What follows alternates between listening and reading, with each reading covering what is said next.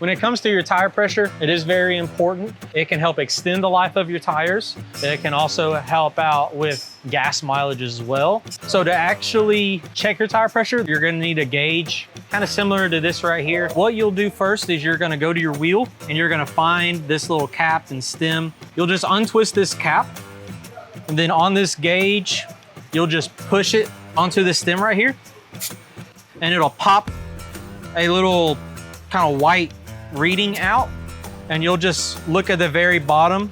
It will say PSI, and it'll have a bunch of marks, and you'll just read your tire pressure. From there, you can reference back to your vehicle and be able to either add air or put air in there to make sure that your tires live the longest life possible. If it gets really warm or hot outside, the pressure in the tire itself will increase, and as it gets cold, tire pressure will decrease. If your tires are too high in pressure, it can cause a safety concern. It will cause the middle of the tire to wear out much faster.